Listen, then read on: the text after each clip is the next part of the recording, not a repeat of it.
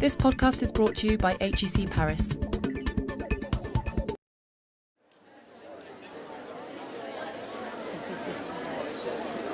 Chers élèves, messieurs les professeurs, chers collègues, monsieur le professeur, j'ai le plaisir de vous présenter les élèves qui viennent d'intégrer HEC. Nous savons tous qu'honorer ceux qui excellent, je parle de vous, c'est encourager à les imiter et c'est susciter une forme d'émulation. Les occasions ne sont aujourd'hui pas si nombreuses de pratiquer la vertu d'admiration qui est, je crois, le complément indispensable du jugement critique. Aussi, monsieur le professeur, notre plaisir est grand de vous accueillir cet après-midi, plaisir d'autant plus grand, je dois l'avouer, qu'à l'admiration s'ajoute la curiosité.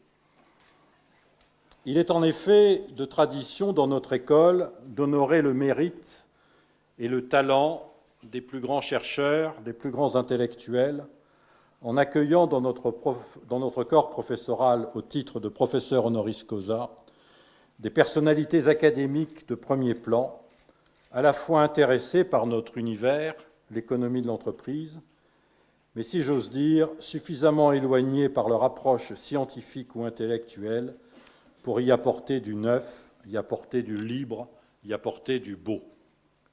En retour, ces personnalités acceptent de délivrer à nos jeunes élèves la leçon inaugurale, c'est-à-dire de leur livrer la première graine de connaissance, de déclencher chez eux l'étincelle qui avivera leur parcours étudiant et plus globalement leur apprentissage d'homme ou de femme.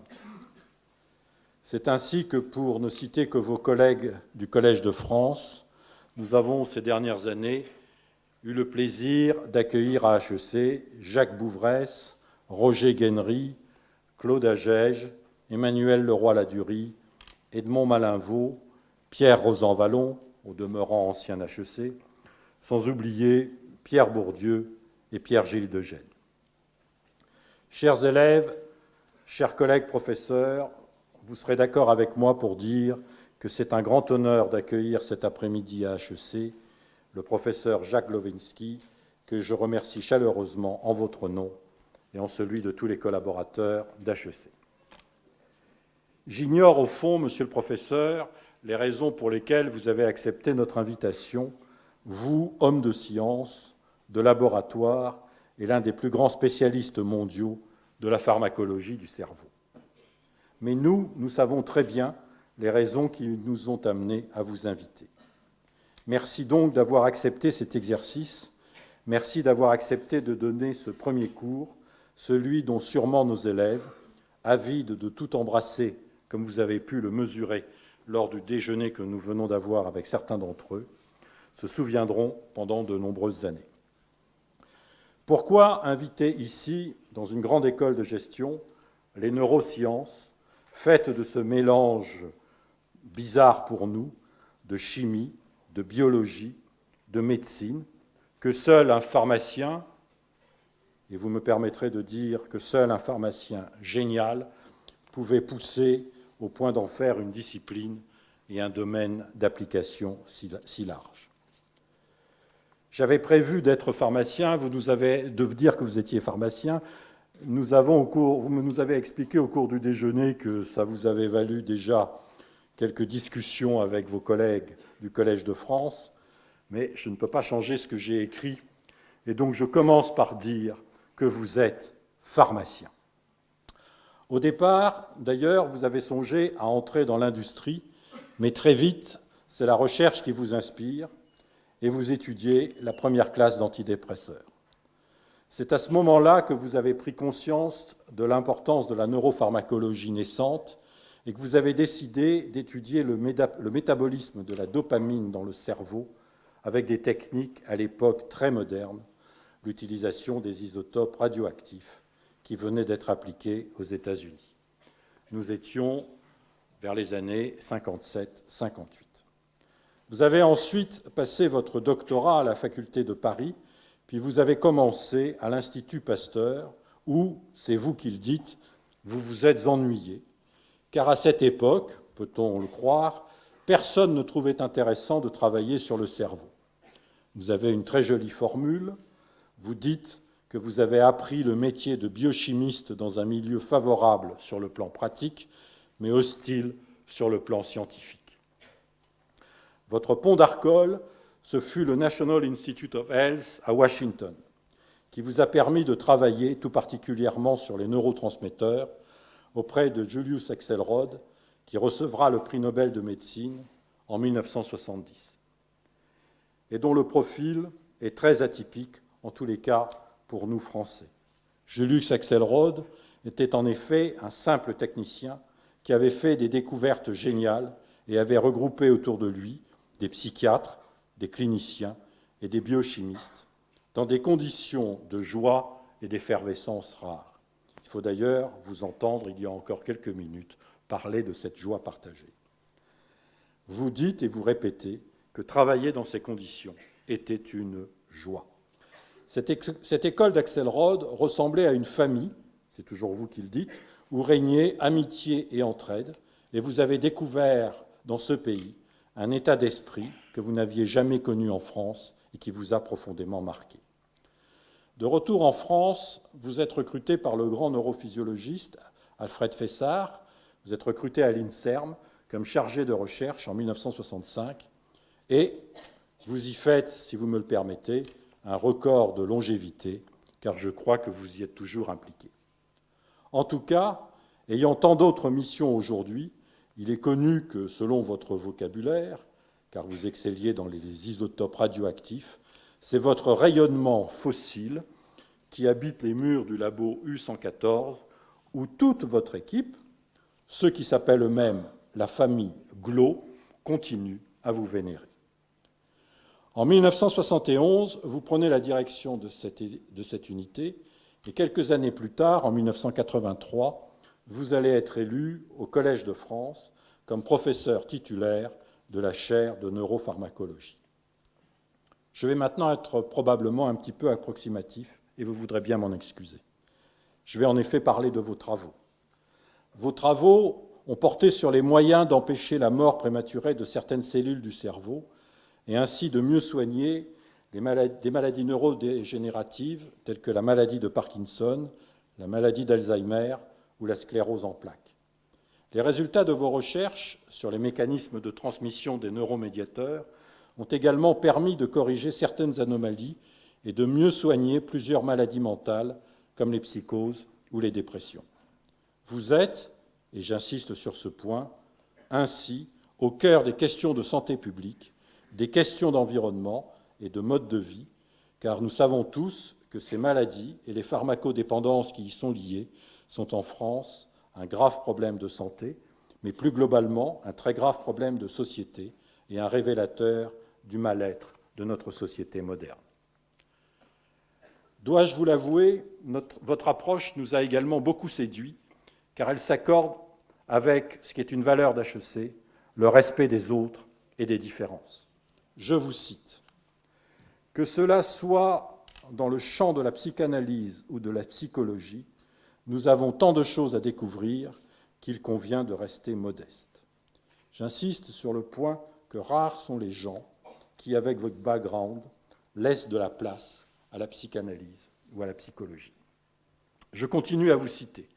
Pour le constater, il suffit de regarder comment, dans un groupe, en réfléchissant à la psychologie des gens, en s'intéressant aux autres, on peut changer les capacités de faire. Ma première idée n'est jamais de chercher qui a raison ou tort, mais toujours de fédérer et d'apprendre aux gens à se respecter et à développer des projets communs. Il existe, poursuivez-vous, une dimension intéressante dans le fait que les Américains ne conçoivent pas la psychanalyse de la même façon que les Français ou que l'école anglo-saxonne de psychologie. Les maladies neurodégénératives, par exemple, sont en partie génétiques, mais le sensoriel retentit sur la génétique. La différence, génétiquement génétique, est un thème dépassé. L'expression des gènes dépend de signaux qui viennent de l'extérieur. Ces découvertes dont on mesure tous aujourd'hui l'importance, et surtout le futur, ne vous empêche pas, comme tous les grands scientifiques, de douter et de vous poser les questions les plus existentielles. A-t-on vraiment fait des progrès pour éliminer certains troubles mentaux? Ou encore, la société dans laquelle nous vivons ne contribue-t-elle pas au contraire à les aggraver? En somme, et c'est aussi là que vous nous intéressez, un neurobiologiste ne peut visiblement plus penser sa discipline sans s'interroger sur l'économie, la société et la politique. Grand chercheur, vous êtes aussi un grand patron. Cette réussite à l'INSERM, vous l'avez en effet construite sur les principes du travail d'équipe, de la confiance en vos collaborateurs et de l'audace. Quand on avait une idée, on n'argumentait pas. Vous disiez, comme lorsque vous étiez avec Axelrod, « just do it ». Quel beau programme pour des élèves d'HEC. Vous y aviez découvert cette vraie recherche d'équipe, ouverte, intensive, avec un esprit de collaboration que vous avez, avec beaucoup de charisme, si je puis dire, importé pour monter votre premier laboratoire lorsque vous êtes revenu en France. Vous avez formé des quantités de chercheurs dont beaucoup font des carrières scientifiques remarquables. Parmi les 250 élèves et chercheurs qui ont aimé travailler pour vous et avec vous, il en est 8 au moins qui dirigent aujourd'hui des laboratoires de recherche, dont certains sont à l'INSERM, d'autres encore sont en Grande-Bretagne ou aux États-Unis. Autre élément clé de votre parcours, c'est que la science ne vous suffit pas. Dès votre retour des États-Unis, vous avez noué des relations avec les plus grandes entreprises de santé, Rhône-Poulenc en particulier, et vous avez toujours su faire le pont avec l'industrie, avec l'objectif d'apporter au grand public, c'est-à-dire à tout le monde, les résultats tangibles de vos recherches. Vous avez observé et connaissez donc très intimement le management des projets industriels, la question de la compétitivité des produits et des marques et les stratégies des groupes multinationaux. Vous voyez bien, vous n'êtes pas si loin d'HEC. J'ai aussi lu que vous aviez été très proche de Pierre Dreyfus, le célèbre PDG de la Régie Renault, qui était l'oncle de votre femme. Avec lui, vous avez beaucoup appris sur les problèmes d'entreprise, sur le rôle de l'État, sur la politique internationale et sur le management, qui sont au-delà de la recherche, vos centres d'intérêt. Chercheurs, industriels, entrepreneurs, leaders, formateurs, inspirateurs, beaucoup de grands chefs d'entreprise aimeraient cumuler ces compétences mises au service de la plus grande des causes, la science des corps, la guérison des souffrances de l'esprit. Mais votre parcours ne s'arrête pas là. En effet, qui se douterait qu'en quelque sorte une deuxième vie vous guettait quand, quelques années plus tard, vous êtes devenu administrateur du Collège de France. Ce Collège de France qui reste cette institution de référence en France comme à l'étranger. Et là, vous allez révéler vos talents de réformateur et de bâtisseur.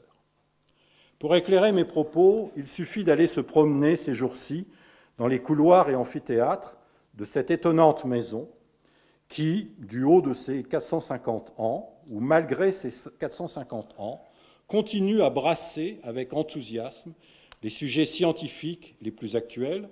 Je pense à l'astrophysique observationnelle, ne me demandez pas exactement ce que c'est, comme les plus traditionnels, les civilisations pharaoniques.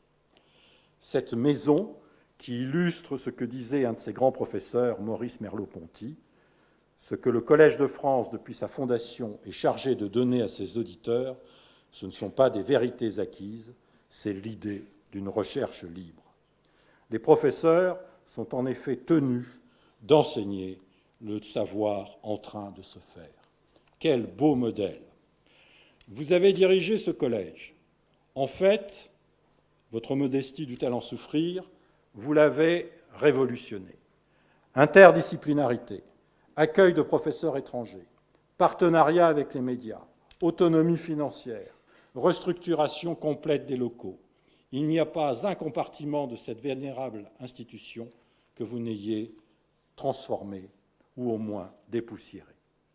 D'ailleurs, vous le dites, avec une modestie de bon aloi, ce que j'aime, c'est préparer l'avenir. Beau modèle également, cette fois-ci, de management d'une institution académique.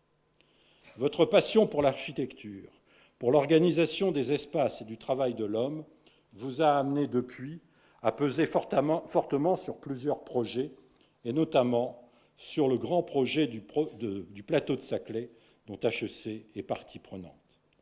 C'est à cette occasion que j'ai eu la chance de vous rencontrer et d'apprécier vos qualités d'écoute, mais surtout ce savoir-faire magique, j'espère que vous m'en direz un jour les composants, ce savoir-faire magique qui vous a permis de faire converger très vite les points de vue de 23 institutions, toutes très riches de leur passé, mais en même temps jalouses de leur identité. Des aléas politiques vous ont éloigné de ce projet, mais je ne serais pas surpris, en tous les cas je le souhaite, qu'un jour prochain, on vous redemande votre aide et votre appui. Chers élèves, vous aurez compris pourquoi nous avons invité cet après-midi Jacques Glowinski. D'abord parce que son parcours est celui d'un manager avec une vision. C'est celui d'un leader public, d'un grand réformateur, d'un entrepreneur. C'est aussi parce qu'il nous a paru important de vous sensibiliser dès aujourd'hui à l'importance de la recherche. D'où le thème de son propos, le cerveau, la recherche en train de se faire. HEC s'est donné pour mission de former non pas des techniciens du management, mais des hommes et des femmes capables de décoder la complexité du monde et aptes à inventer demain de nouvelles règles à mettre au service de la création d'un monde meilleur. Pour cela, nous donnons une très grande place à la créativité et à la recherche. En management, comme dans les autres disciplines, c'est pour moi l'occasion de réaffirmer que le management est une discipline à part entière. Il s'agit de savoir poser de nouveaux problèmes, il s'agit de créer de nouveaux savoirs et de ne pas se contenter de reproduire des recettes ou de diffuser de l'idéologie. Nul doute que l'œuvre et l'action de Jacques Glowinski, marquées sous le signe de la rigueur, de la persévérance, de l'imagination et de l'indépendance d'esprit, alors apparaissent comme un exemple et un guide.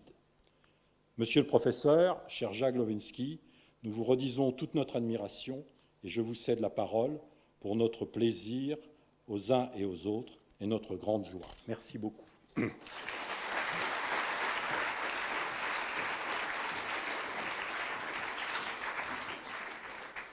Merci beaucoup. Tous ces compliments me touchent énormément, mais je ne sais pas si je vais être à la hauteur des événements.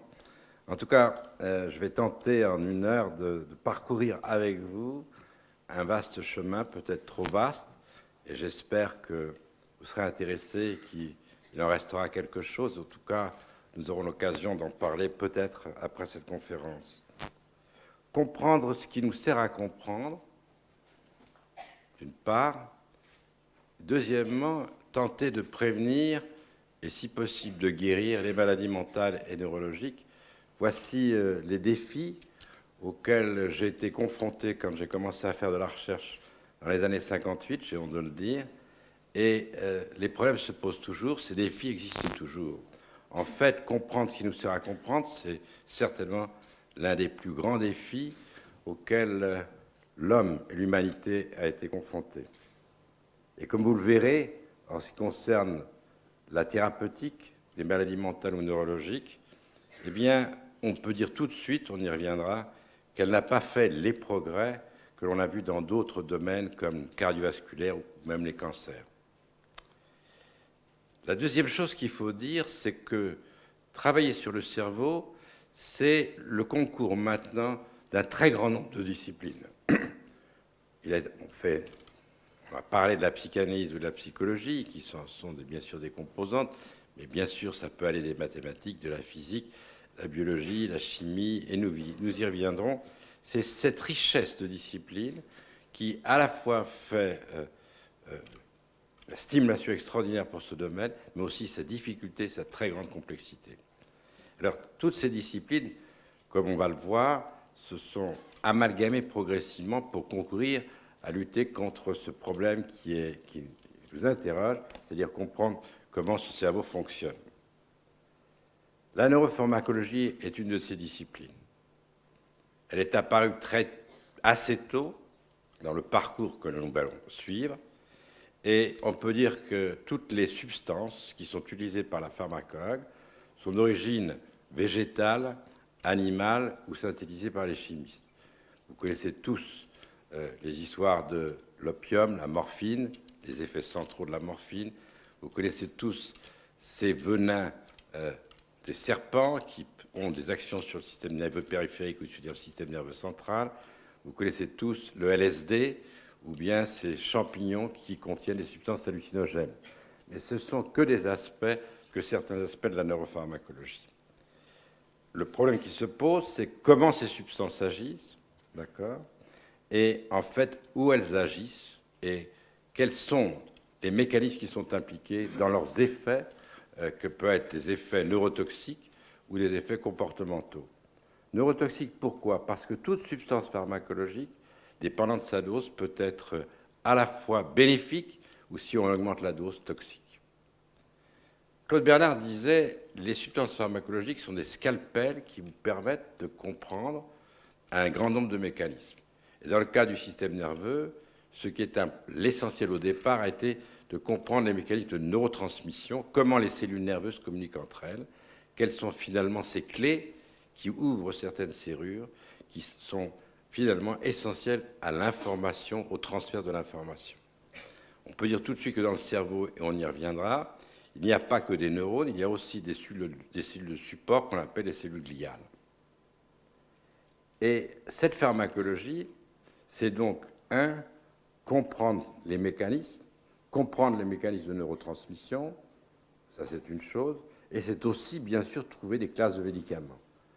Et la plupart des classes de médicaments que nous connaissons, que ce soit les anesthésiques, que ce soit les analgésiques, que ce soit les neuroleptiques, les antidépresseurs, ont été trouvés il y a très longtemps, finalement, entre les années 55 et 60.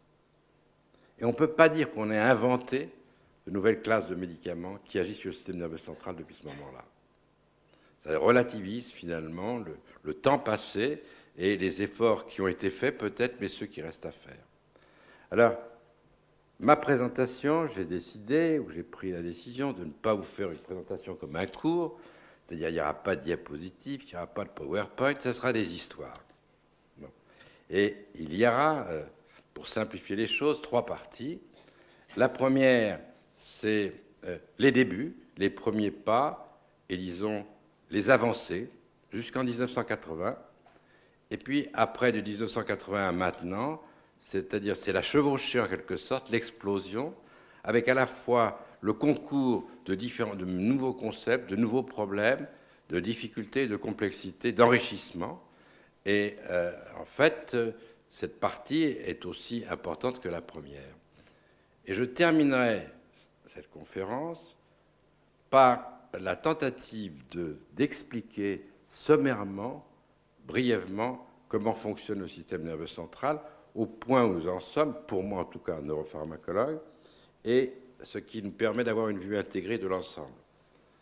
La fin de cette conférence sera consacrée à des réflexions sur l'industrie pharmaceutique, c'est-à-dire également le parcours qui s'est posé dans l'industrie pharmaceutique au fil du temps et les problèmes que l'on pose, qui se posent maintenant, et peut-être conclure sur les espoirs de tout ce domaine de recherche, mais aussi les déceptions passées. Je crois qu'il faut toujours avoir un regard assez critique sur ce qu'on a fait. Et vous verrez que dans mon domaine, eh bien, les déceptions sont relativement grandes et on peut se poser pourquoi. Et ça pose des problèmes de concept. Là, je vais commencer par la première partie, qui est les premiers pas, le démarrage. J'ai eu la chance de démarrer ma carrière de chercheur au moment du démarrage de la neuropharmacologie. Donc j'ai été l'un des premiers dans ce domaine. Et à l'époque, le cerveau avait été surtout étudié par des neuroanatomistes et des neurophysiologistes, c'est-à-dire des personnes qui s'intéressaient à la propagation des problèmes, des événements électriques dans le cerveau. Ils avaient fait un remarquable travail, et déjà, pour simplifier les choses, on se connaissait bien sûr toutes les structures cérébrales, les voies nerveuses. On disait qu'il y avait 3 sphères pour expliquer le cerveau. La sphère sensorimotrice, c'est-à-dire bien sûr les mouvements, etc. La sphère limbique, le stress, les émotions, les sensations de plaisir. Et la sphère cognitive, c'est-à-dire la prise de décision, la mémoire, la pensée, l'intelligence. Voilà ce qu'on disait. Il y avait, pour ainsi dire, très peu de connaissances sur la biochimie du cerveau. Mais on se référait beaucoup à nos connaissances sur le système nerveux périphérique. Vous savez qu'il y a un système nerveux moteur, les nerfs qui innervent aux muscles, et que le médiateur qui est impliqué pour la contraction musculaire, c'est l'acétylcholine, qui est dans des neurones qui se projettent au niveau des muscles. Et puis les systèmes neurovégétatifs, sympathiques et parasympathiques, qui sont indépendants de la volonté et qui permettent, par exemple, la contraction du cœur ou qui permettent la régulation de certains organes, comme le tractus digestif, et ainsi de suite. Et on savait que les 2 médiateurs chimiques qui étaient impliqués dans le transfert des informations d'un nerf à un muscle ou d'un nerf à un autre nerf dans le système périphérique étaient d'une part l'acétylcholine, une petite molécule, et d'autre part la noradrénaline, qui est une molécule qui est synthétisée en 2 ou 3 étapes biochimiques à partir d'un acide aminé. Voilà. Donc, dans le cerveau, on avait bien sûr identifié la présence de noradrénaline, et par exemple que la morphine entraînait une baisse de noradrénaline dans une structure du cerveau qu'on appelle l'hypothalamus, qui est impliquée dans les fonctions endocriniennes. Puis on avait montré qu'au cours du sommeil, il y avait des variations de libération d'acétylcholine au niveau du cortex cérébral. C'est tout ce qu'on connaissait. Découverte importante et qui allait me stimuler moi personnellement, en 1957, un chercheur suédois découvre que dans une structure du cerveau, peu importe son nom, bon, c'est le striatum, je le dis quand même, il y avait une concentration très très forte d'un précurseur de la noradrénaline, la dopamine. Et il se dit, la dopamine n'est pas seulement un précurseur de la noradrénaline à la périphérie, mais elle peut être un médiateur. 4 années plus tard, on découvrait qu'effectivement, il y avait une chute des taux de dopamine dans le cerveau des Parkinsoniens, et l'histoire était lancée. On savait que c'était des neurones riches en dopamine qui dégénéraient chez les Parkinsoniens. Nous étions en 1958, 4 ans plus tard, grande avancée. Et moi, je démarrais en 1959, j'ai synthétisé de la dopamine avec radioactive, en partant de bactéries au départ pour préparer les acides aminés radioactifs, et je l'ai injecté dans le liquide céphalorachidien, dans le cerveau, et j'ai eu la chance que la dopamine soit captée dans les neurones qui la contenaient normalement, et que j'ai pu étudier son métabolisme et commencer à aborder l'étude des mécanismes d'action de certaines substances, comme les amphétamines, le maxiton, qui agit notamment en libérant des grandes quantités de dopamine. Voilà, l'histoire était lancée. Et en fait, ce qui est important, c'est que les découvertes avaient été faites par des cliniciens. Et là, je voudrais vous raconter 2 histoires qui m'ont stimulé et qui sont, à mon avis, assez extraordinaires pour vous dire quelle était la manière de faire à l'époque. On cherchait des substances qui pouvaient lutter contre la tuberculose, des antibiotiques, des nouveaux. Et on s'est aperçu qu'une nouvelle substance, peu importe son nom, enfin pour ceux que ça intéresse, elle s'appelait l'iproniazide ou marsilide, eh bien, provoquait un changement du comportement des malades qui étaient dans les sanatoriums. C'est-à-dire qu'ils étaient beaucoup moins déprimés, ils avaient un comportement complètement différent des malades qui, normalement, étaient tous cloîtrés dans ces sanatoriums. On avait découvert les antidépresseurs. Et, naturellement, on s'est intéressé au mécanisme d'action de cette substance et on s'est aperçu qu'elle bloquait le métabolisme, c'est-à-dire l'inactivation d'un certain nombre de médiateurs, dont la noradrénaline, dont la dopamine, dont la sérotonine, dont on parlera tout à l'heure. Et voilà, c'est parti comme ça. Bon. Deuxième observation extraordinaire, parce que j'ai connu cet homme, j'ai même travaillé dans son laboratoire, c'était l'histoire de Laborite. Laborite était un chirurgien de la marine, et il n'avait qu'une idée, c'est de trouver des moyens pour, lors d'agressions et de stress liés à des actes chirurgicaux, notamment en temps de guerre, de trouver des moyens qui faisaient que l'homme allait moins lutter contre l'agression et donc moins perdre son énergie et supportait beaucoup mieux, disons, l'attaque chirurgicale. Et ce qu'il faisait, c'est qu'il refroidissait les personnes. On passait de 37 degrés à une température nettement inférieure. Et la deuxième chose, il avait inventé ce qu'on appelle le cocktail lytique, c'est-à-dire un mélange de substances pharmacologiques qui empêchait les réactions nerveuses. Et au cours de ses recherches de substances, il travaillait avec Ron Poulenc, eh bien, parmi ces substances, il la teste, sa femme était anesthésiste, et se rend compte que les malades qui sortent de ces opérations chirurgicales ont un comportement qui est changé. Il a l'idée de passer cette molécule à de lait et de liqueur. Les neuroleptiques qui sont utilisés pour guérir, pas guérir, mais disons amoindrir certains des symptômes de la schizophrénie étaient découverts. Nous étions dans les années 55.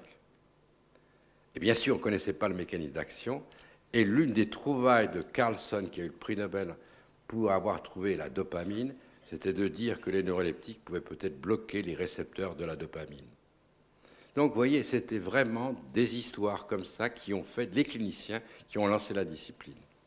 Alors, après, jusqu'en 80, toute une série d'étapes ont été franchies.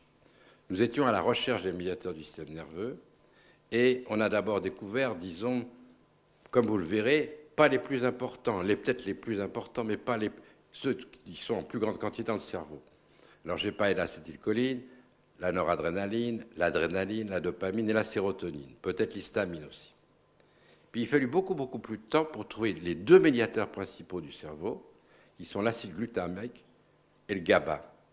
Et bizarrement, les chercheurs qui ont travaillé là-dessus ont eu la chance, ils ont travaillé sur des langoustes et des homards, puisque chez ces crustacés, les nerfs, les neurones extenseurs qui sont responsables de l'extension des muscles, ou au contraire de la flexion, contiennent soit du glutamate, soit du GABA.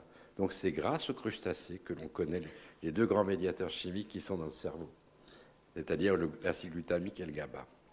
Quelques années plus tard, en 1975, après avoir développé des techniques qui permettent d'établir des cartographies de la distribution de ces neurones, connues par le médiateur qu'ils contiennent, des cartes imagées. Alors d'un seul coup, on commence à avoir une idée des fonctions des neurones qui contrôlent finalement ces structures cérébrales qui contiennent ces médiateurs. Et à ce moment-là, surprise, on trouve que dans certains neurones, à côté du médiateur, il y a autre chose, un cotransmetteur, quelque chose qui est un transmetteur chimique, mais qui n'était pas identifié. Donc il est possible qu'au niveau d'un même neurone, au niveau de ses terminaisons nerveuses, au moment de la libération du médiateur, dans certaines conditions, il y a quelque chose d'autre qui est libéré en même temps, qui peut avoir une action. Et au fil des ans, on a découvert 100 peptides, c'est-à-dire des peptides, c'est des ensembles d'acides aminés, de 2 à 3 jusqu'à une vingtaine, qui peuvent être libérés de certaines terminaisons nerveuses. Et là encore, on établit des cartographies des neurones qui contiennent ces peptides, et on a des ensembles de neurones qui ont des propriétés différentes. On commence à y voir clair. En même temps, bien sûr, on se pose la question de savoir mais comment agissent ces médiateurs chimiques, comment agissent ces substances. Les médiateurs chimiques agissent sur des récepteurs. Ce que c'est que ces récepteurs? Imaginez des clés et des serrures. Les récepteurs sont les serrures. Il y a certaines clés qui sont des passe-partout. Elles ouvrent plusieurs serrures. Et les médiateurs sont souvent des passe-partout. Ils ouvrent plusieurs récepteurs qui ont des propriétés différentes. Je vais y revenir. Et qui peuvent, eux, être stimulés ou inhibés par des substances pharmacologiques différentes. Donc, pour un même médiateur chimique, qui peut agir sur plusieurs types de récepteurs, il pourra y avoir plusieurs classes de récepteurs. La sérotonine, par exemple, agit sur 20 types de récepteurs différents. D'un seul coup, le pharmacologue se dit, avec cette pluralité de récepteurs, j'ai des chances de trouver des molécules spécifiques pour certains de ces récepteurs, donc j'aurai des effets spécifiques. J'augmente considérablement la panoplie des possibilités thérapeutiques. Mais évidemment, pour nous, j'ouvre considérablement la complexité et la difficulté de comprendre ce qui se passe. Après la période de ces récepteurs, eh bien, on établit leur carte Et à partir du moment où on établit leur carte, on a une idée, quand on a des médicaments qui agissent sur certains de ces récepteurs, des possibilités de localisation de l'action et donc de comprendre la fonction. Et à ce moment-là, on s'imagine que comment agissent ces médiateurs, ou ces médiateurs ou ces cotransmetteurs. Il y a deux types d'actions. La première, les récepteurs, finalement, sont des espèces de structures protéiques, vous savez ce que c'est que des protéines, qui permettent le passage de certains ions. Interaction entre le médiateur et le récepteur, eh bien, il y a une ouverture qui se forme, l'ion passe, et c'est comme ça que se fait l'action. On appelle ça des récepteurs ionotropiques. Le glutamate, le GABA, par exemple, et même l'acétylcholine peuvent agir par des mécanismes comme ça. Puis après, pour tous les médiateurs, il y a d'autres types de récepteurs qu'on appelle métabotropiques, c'est-à-dire le récepteur, la structure tridimensionnelle, comme ça, est dans la membrane liée à quelque chose, le plus souvent une enzyme, d'accord, ou autre chose encore. Et il y a une série par cascade d'interactions qui peuvent produire un certain nombre d'effets, agir sur d'autres récepteurs, agir sur le cytosquelette de la cellule, donc changer sa forme, et agir par des étapes successives sur le noyau de la cellule, donc sur l'expression des gènes. Voilà. Donc on peut dire qu'il y a deux types de récepteurs, ionotropiques ou métabotropiques. Bien sûr, ceci posait deux types de recherches. D'une part, travailler davantage sur les canaux, pas uniquement les canaux récepteurs, mais les canaux ioniques qui permettent à certains ions de jouer un rôle crucial dans le système nerveux, le sodium, le potassium, le chlore ou le calcium, par exemple. Et pour chacun des canaux, il y a plusieurs types de canaux, donc de plusieurs types d'actions de substances pharmacologiques, notamment des venins. Mais il y en a d'autres. Et puis, l'autre type de recherche que ce champ a ouvert, c'est évidemment de comprendre à l'intérieur de la cellule tout ce qui se passe, c'est-à-dire les modifications qui sont entraînées par l'action des médiateurs et comment ça retentit sur la dynamique cellulaire. Vous avez des neurones qui sont très longs, puisque vous avez par exemple certains nerfs qui vont innerver vos muscles à la périphérie, ils partent de la moelle épinière, donc ils sont très longs. Dans le cerveau, ils sont moins longs, mais quand même, ils peuvent être longs. Puis vous avez des petits neurones, ils ont différentes formes. Pourquoi ils ont des formes différentes? Comment ils fonctionnent? Comment ils interagissent? Donc tous ces problèmes se sont posés. Et effectivement, quelles sont les lois ou les règles qui permettent ces changements de forme, ces changements de propriété? C'est ce qu'on appelle le métabolisme intracellulaire. Et là, c'est en ce moment, c'est foisonnant. C'est véritablement, nous sommes partis de la boîte noire, et puis en 80, on a fait un chemin considérable. On est parti de la boîte noire et on est au réductionnisme, le plus grand. Et arrive une deuxième période, c'est de 80 à maintenant. C'est-à-dire, ce n'est plus les petits pas et puis les avancées rapides, c'est, je dirais, la grande chevauchée, c'est l'explosion. C'est-à-dire, rentre dans la famille des disciplines qui s'intéressaient au cerveau, les biologistes moléculaires et les généticiens. La biologie moléculaire a démarré il y a depuis longtemps. Elle a en fait démarré au départ en France à l'Institut Pasteur, Jacob et Monod. Moi, j'étais situé dans un laboratoire qui était à côté de celui de Jacob et Monod. C'était les années 58-55, vous voyez. Et puis, mais pourtant, elle est arrivée dans les recherches sur le cerveau que dans 1980 environ. La biologie moléculaire vous sert à faire deux choses. Découvrir les gènes qui sont responsables de la formation de certaines protéines, des enzymes, des protéines de structure, tous les composés qui se trouvent à l'intérieur de la cellule et qui ont une structure protéique, c'est-à-dire assemblage d'acides aminés. D'accord ? Et bien sûr, en très peu d'années, les gènes sont identifiés, la manière dont ce qu'on appelle les RNA messagers qui permettent l'expression des gènes, de ces gènes, peut se faire, eh bien, est identifiée, et on découvre toutes les structures tridimensionnelles et les constituants de toutes les substances dont j'ai parlé, c'est-à-dire les enzymes qui sont impliquées dans la biosynthèse des médiateurs. Deuxièmement, la structure des récepteurs, la structure des canaux ioniques, la structure de certaines protéines qui interviennent dans les structures, dans les édifices moléculaires qui sont responsables du cytosquelette des neurones, et ainsi de suite. Donc c'est une avancée considérable. On découvre, par des analogies de structure, des protéines qu'on appelle des récepteurs orphelins, dont on ne les a absolument pas identifiés par les autres techniques, et qui disent qu'il y a d'autres médiateurs qu'on n'a pas encore identifiés. Donc c'est une explosion extraordinaire que celle de la biologie moléculaire. Et alors on se molécularise de plus en plus, ce qui est un problème, parce que en fait, il faut toujours garder à l'esprit le problème de la physiologie dans son ensemble. Et là, c'est un phénomène sociologique, il y a une entrée massive des biologistes moléculaires dans le système. Ceci débouche sur l'arrivée de la génétique, c'est-à-dire la recherche d'anomalies possibles dans le génome des patients qui ont certaines maladies, des gènes qui sont responsables de l'expression de protéines clés. Et on s'est toujours posé la question, est-ce que la schizophrénie a une origine génétique?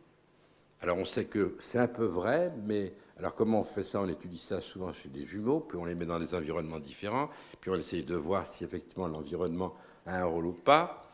Et puis, il y a des maladies dont on sait qu'elles ont des origines génétiques. C'est la chorée d'Huntington, par exemple, qui est l'inverse du Parkinson, c'est-à-dire des mouvements très désordonnés.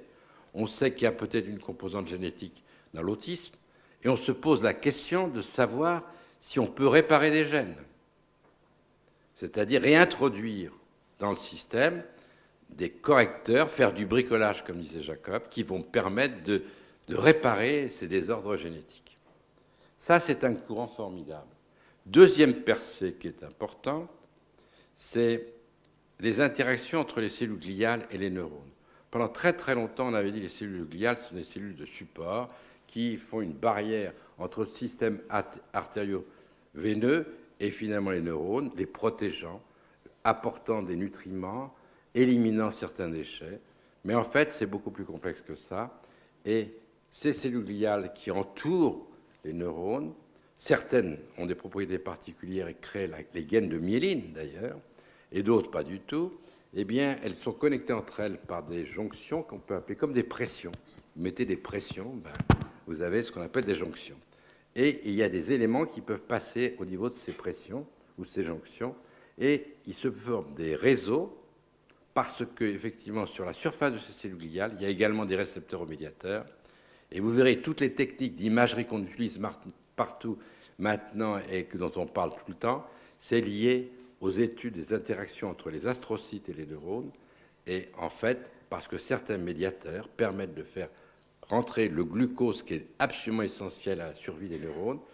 Et en fait, ce qu'on mesure par les techniques d'imagerie, eh bien, ce sont la consommation de glucose quand on fait un certain nombre de choses, des mouvements, etc., que l'on peut voir maintenant par l'imagerie tridimensionnelle. Donc, après la biologie moléculaire, la génétique, grand problème, c'est les interactions neurones-glie.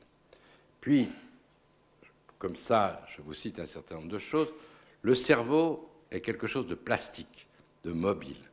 Alors, vous pensez au développement, regardez l'enfant qui se développe, c'est absolument extraordinaire, il y a certaines périodes critiques. D'ailleurs, comment ça se forme au cours du développement, c'est un des grands problèmes de l'embryologie, disons, sur le cerveau, et ça, c'est véritablement formidablement difficile à comprendre et passionnant. Bon. Puisque les connexions se forment, les capacités opérationnelles du cerveau se développent, et ça, c'est une première chose. Deuxièmement, vous consommez ou vous utilisez que 10% des neurones que vous avez. Ça veut dire que vous avez des capacités extraordinaires qui ne sont pas utilisées. Je prendrai un seul exemple, une expérience d'un neurochirurgien qui s'appelait Penfield au Canada. Il stimulait certaines parties du cerveau avec des électrodes. Et bien sûr, les gens étaient éveillés pour bien se rendre compte de l'importance de ces stimulations. Eh bien, quand on stimulait ces parties du cerveau, les gens étaient capables de décrire tout ce qui se passait dans la salle, mais disons la couleur des murs, tout. Alors que moi, je me souviendrai de cette salle, je me souviens de vos visages, mais je ne me souviendrai pas, par exemple, que les rideaux étaient bleus. Ben là, ils se souviennent de tout. Donc, tout est emmagasiné, et vous ne vous souvenez que de certaines choses. C'est-à-dire que vous n'utilisez que très peu d'informations par rapport à celles que vous percevez.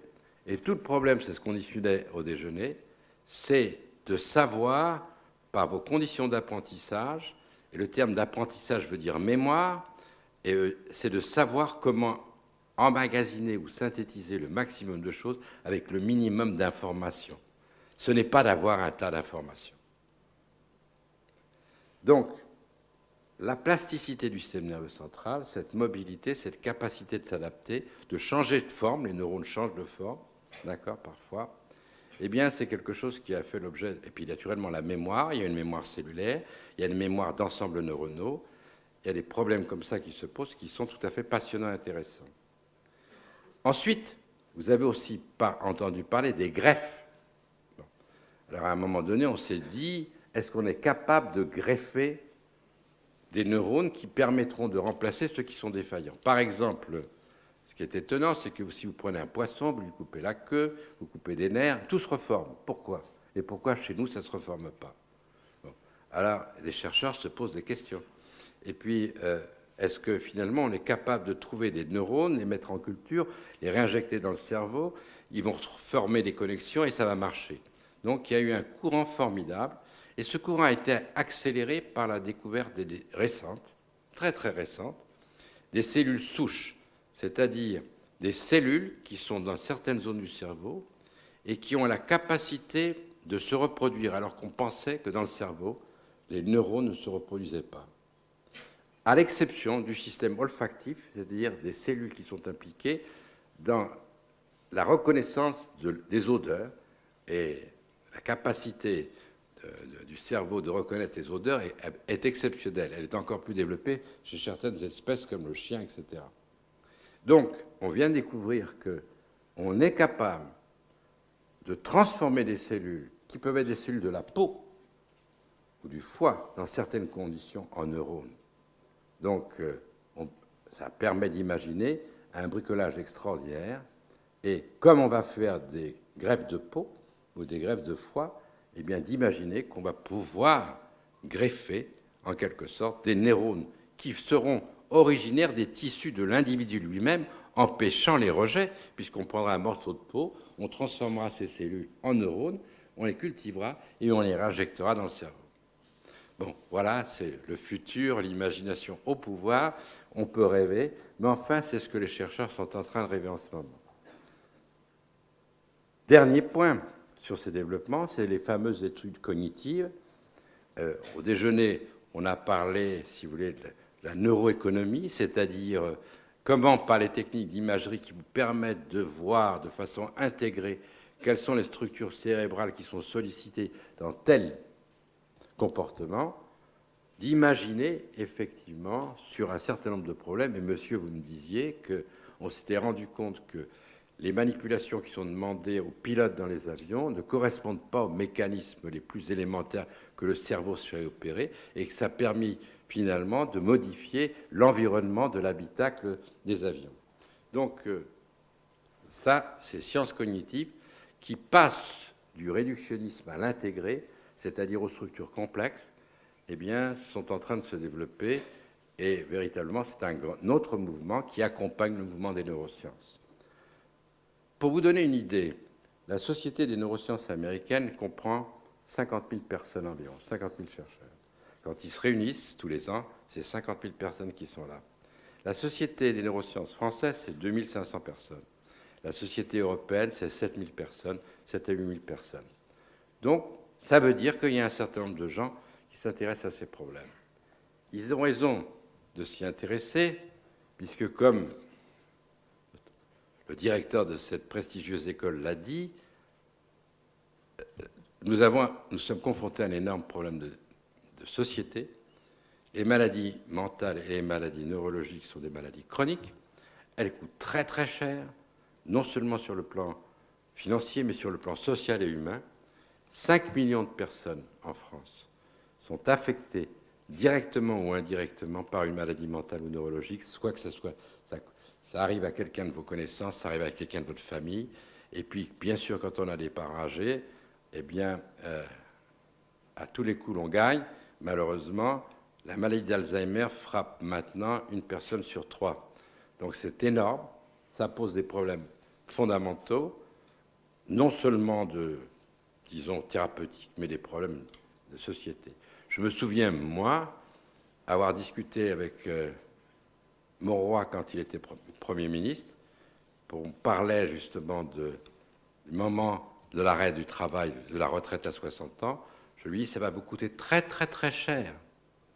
Dès que vous arrêtez de travailler, si vous n'imaginez pas d'autres activités pour les gens, c'est les maladies qui vont arriver parce qu'obligatoirement, un manque d'activité permet d'un seul coup, vous avez dépression et vous avez toute une kyrielle de maladies que vous aviez combattues inconsciemment qui se déclarent.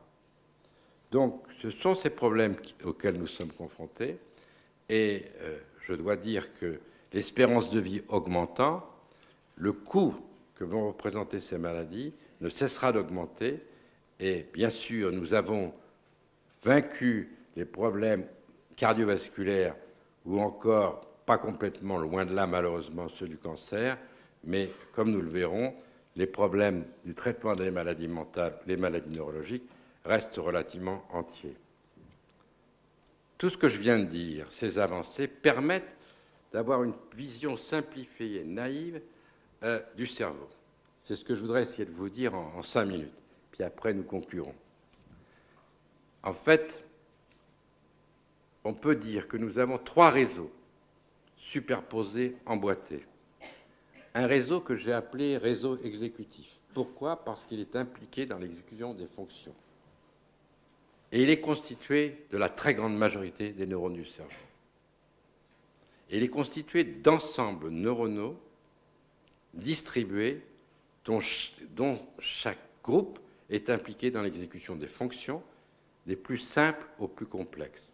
Ça peut être, disons, le complexe qui est impliqué dans la respiration ou la régulation cardiovasculaire, ça peut être le sommeil, ce qui est très compliqué, ça peut être effectivement les mouvements, ça peut être les réponses émotionnelles, ça peut être les sciences de la décision. Donc vous avez des ensembles distribués. Distribués pourquoi ? Parce qu'ils passent des neurones qui vont d'une structure nerveuse du cerveau à une autre, et puis ils se forment des réseaux particuliers. Il y a des informations sensorielles qui arrivent, il y a des réseaux, il y a la sortie, ça peut être le mouvement, ça peut être la parole, ça peut être le sommeil, ça peut être des tas de choses. Donc, je simplifie à l'extrême. Vous avez ce réseau exécutif, d'accord, qui se façonne au cours du temps, au cours du développement, et qui est capable d'une certaine plasticité. On revient à certains thèmes que j'ai utilisés. Donc, il n'est pas définitif. Au cours du développement, plus vous faites de l'apprentissage quand vous êtes jeune, plus vous avez des chances que ça marche. Après, c'est difficile. Mais rien n'est complètement irréversible. C'est pour ça qu'il peut y avoir des réapprentissages après, malheureusement, des accidents, comme des accidents vasculaires cérébraux, etc. Réseau exécutif. À côté, vous avez ce que j'ai appelé le réseau régulateur. Je dirais, avant de terminer sur le réseau exécutif, c'est que les 2 médiateurs chimiques principaux, c'est le glutamate et le GABA. Les réseaux régulateurs, ce sont des grands neurones en très faible quantité, donc ils sont plus faibles, parce que quand ils sont en faible quantité, ils sont divergents, ils innervent plusieurs structures cérébrales à la fois, ils nécessitent beaucoup d'énergie. D'accord ? Et ils sont sensibles à des informations du milieu intérieur, c'est ce que j'appelle l'homéostasie, et du milieu extérieur, et ils vous aident, disons, à réguler les propriétés des ensembles fonctionnels exécutifs dont j'ai parlé tout à l'heure. Donc c'est comme des poupées russes, mais ces réseaux régulateurs, c'est extraordinaire. C'est comme quand vous avez des problèmes financiers que vous connaissez bien, sans régulation, c'est la catastrophe. Eh bien, c'est à peu près la même chose pour le cerveau. Certains de ces systèmes régulateurs, quand on les détruit, on voit apparaître des anomalies du fonctionnement. C'est la maladie de Parkinson, par exemple, pour les neurones dopaminergiques. C'est dans le cas de la maladie d'Alzheimer, la destruction de certains neurones cholinergiques. Il y en a d'autres, comme certains systèmes, vous faites des lésions, vous ne voyez aucun effet, mais pourtant vous êtes plus faible. C'est-à-dire vous êtes beaucoup plus susceptible d'avoir des déficiences fonctionnelles à la moindre anomalie. Et les antidépresseurs agissent sur certains de ces systèmes. Donc ce sont des réseaux régulateurs peu nombreux, qu'on connaît bien, dont certains sont détruits dans certaines maladies neurodégénératives et qui sont aussi impliqués dans les mécanismes d'action des substances pharmacologiques qui sont utilisées comme antidépresseurs neuroleptiques ou encore Alors, par exemple, des maladies comme l'épilepsie, là, on ne sait pas, c'est beaucoup plus compliqué. Bon, donc, réseau exécutif, réseau régulateur. Et le troisième, c'est le réseau énergétique, c'est-à-dire ce sont les cellules gliales dont j'ai parlé, qui forment des réseaux dont les vitesses d'action sont beaucoup, c'est-à-dire de modification, sont beaucoup moins grandes que celles des neurones, mais qui sont extraordinairement importantes et qui, en fait, permettent l'adaptation continuelle des propriétés des neurones, des systèmes exécutifs ou du système régulateur. Ils règlent, ce sont des rhéostats, ils règlent finalement les possibilités de réponse des neurones. Donc ce réseau énergétique est tout à fait important. Alors j'ai une image, je l'avais utilisée, vous vous souvenez, monsieur le directeur, quand j'ai été missionné pour essayer d'organiser le campus de Saclay. J'ai une image, c'est celle finalement d'une ville. Dans une ville, c'est une structure extraordinairement complexe. Les arrondissements peuvent être, par analogie naïve, comparés à des structures cérébrales. Vous avez au sein de chaque arrondissement, vous avez des tas de rues, c'est ce qu'on appelle des circuits locaux. D'accord. Eh bien, il y a dans les structures cérébrales, il y a des circuits locaux de neurones. Et puis, vous avez des grandes voies qui vont d'un arrondissement à l'autre. Ce sont les voies artérielles, si l'on peut dire, ou plutôt les grandes voies nerveuses qui sont capables d'innerver tout ça. Donc, vous avez une structure qui, d'une certaine manière, imagée, peut s'apparenter à l'organisation du réseau exécutif. Mais je vous ai dit qu'un réseau exécutif, c'est l'addition ou la juxtaposition ou l'effet ensemble d'ensembles distribués. Alors comment vous imagez ça? Eh bien, si vous pensez à la fonction administrative dans une ville, elle est répartie dans des endroits différents de la ville. Et vous pouvez faire une carte des sites où se trouvent ces fonctions administratives. Par exemple, les juristes, ils se trouvent à certains endroits bien particuliers. Et vous imaginez une fonction, celle des avocats, et puis, disons, une topographie de leur localisation. Si vous pensez à la fonction commerçante, vous voyez tout de suite un certain nombre, les grands magasins, puis vous voyez des centres dans Paris, et d'un seul coup, vous voyez apparaître une carte qui vous permet d'avoir un ensemble distribué d'une autre fonction. D'accord ? Et si vous avez besoin des avocats pour traiter des problèmes commerciaux, eh bien vous juxtaposez ces deux fonctions pour résoudre un nouveau problème. D'accord ? Si vous pensez au centre des spectacles de plaisir ou de divertissement, vous pensez à Montmartre, vous pensez à Pigalle, vous pensez, disons, aux Champs-Élysées, et puis voilà, vous voyez apparaître une carte, etc. Bon, c'est la même chose. Et puis, ainsi de suite. Donc, vous avez une image représentative de ce que peut être un réseau exécutif constitué d'ensembles neuronaux distribués. Deuxième image, les réseaux régulateurs. Alors, la régulation. Ben, vous savez très bien qu'une ville n'est pas la même le matin que le soir. Donc, la lumière joue un rôle considérable. L'éclairage joue un rôle considérable. Voici une régulation intrinsèque qui est déterminante pour la fonction de l'ensemble. Je prends autre chose. Si je prends le débit des voitures, eh bien, s'il n'est pas régulé par des feux bien synchronisés, c'est fichu. Donc, voici notre régulation. Si je n'ai pas de système de transport en dehors que ces voies, finalement, de voitures, etc., adaptées, eh bien, le système s'engorge, il ne marche plus. Donc, c'est une autre. Voilà un exemple du système régulateur. Puis, le système énergétique dans la ville, il est facilement représenté. Vous ne pouvez pas imaginer une ville sans apport d'électricité, sans apport de gaz, sans apport d'eau, distribution des canalisations, tous ces réseaux souterrains dont on ne parle jamais, qui sont extraordinairement complexes, et dont on dépend à chaque instant, hein, eh bien, c'est qui fournissent finalement tous les atouts qui sont nécessaires au fonctionnement des systèmes régulateurs et exécutifs. Eh bien, voici quelques exemples du réseau énergétique, sans parler de l'élimination des ordures. Donc, cerveau-ville, peut-être que si on parle cerveau-campus, ou peut-être demain cerveau, l'organisation de votre entreprise, je pense qu'on peut trouver des analogies qui vous permettent de détecter ce qui est important, crucial, et de faire des choix. L'important, c'est effectivement de voir que dans ces trois parties, il faut créer des équilibres, et le problème, c'est de trouver ces équilibres. J'arrive à mes conclusions. Quid de l'industrie pharmaceutique dans ce système? et des résultats que nous avons obtenus. Comme vous venez de le voir, les progrès depuis le début sur les connaissances sur le cerveau sont considérables, avec des apports qui sont dus à de multiples disciplines. L'industrie pharmaceutique, au début, elle a été, à l'origine, créée par des chimistes. Et ce sont de substances chimiques, d'accord, que l'on a découvert, ou de substances naturelles que l'on a extraire des principes actifs qu'on appelait des alcaloïdes, qu'est née, finalement, la neuropharmacologie dont on a parlé. Et puis, après, dans l'industrie pharmaceutique, ces groupes de chimistes se sont différenciés, sont devenus à la fois des groupes de chimistes et de biologistes, et de pharmacologues qui n'existaient pas.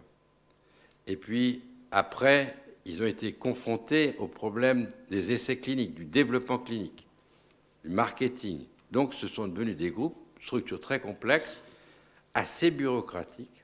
D'accord ? Ils ont eu plusieurs périodes. Et en fait, à un certain moment, vraiment mauvais dans certaines disciplines, d'accord ? On passait, si vous voulez, de la chimie aux essais cliniques sans passer par toutes les étapes intermédiaires.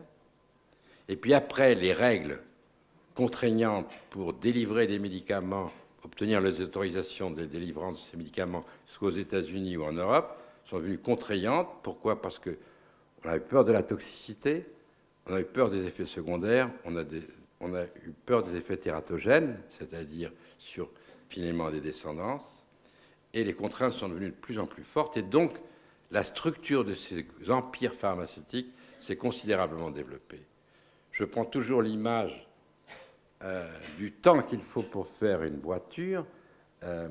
En fait, il n'y a pas encore longtemps, il fallait 4-5 ans. Maintenant, on a coupé par 2. On est capable de faire un nouveau modèle en 3 ans. C'était des milliards avant, maintenant, c'est moins. On y arrive avec 3 milliards et quelques. Et puis, une substance pharmacologique active, pas uniquement sur le cerveau c'est encore pire, c'est 7 ans de développement pour la trouver, la développer, quand elle passe sur le marché, et c'est X milliards, 7 ou 10 milliards pour la créer. C'est donc obligatoirement des choix financiers très importants, s'intéresser aux maladies qui touchent un plus grand nombre de personnes, oublier les maladies rares, c'est très embêtant, s'intéresser aux pays développés, moins s'intéresser aux pays en difficulté ou les pays émergents, donc des problèmes sociopolitiques importants, et ainsi de suite. Donc, transformation de cette industrie pharmaceutique qui a vu arriver dans position de gouvernance, souvent pas des chercheurs, c'est là des problèmes. Je ne dis pas que les chercheurs feraient mieux, mais quand même, ils sont beaucoup plus sensibles à l'innovation. Ils savent que pour trouver, il faut prendre des risques. Ils savent qu'il ne faut pas penser uniquement à la rentabilité immédiate. Et que ce n'est pas en copiant les autres qu'on va trouver quelque chose. Donc là, il y a un véritable problème qui, j'imagine, vous intéresse. La deuxième chose, c'est que bien que l'on ait fait des progrès considérables dans le domaine cardiovasculaire, par exemple, dans le domaine des cancers, pas suffisant, mais quand même, on a fait des progrès. Vous avez vu que pour le sida, on a quand même trouvé les trithérapies. Eh bien, on n'a jamais utilisé encore de façon coordonnée, régulatrice, vraiment intelligente, les problèmes de multithérapie pour les maladies neurologiques ou les maladies du système nerveux central. Ce qui est une stupidité.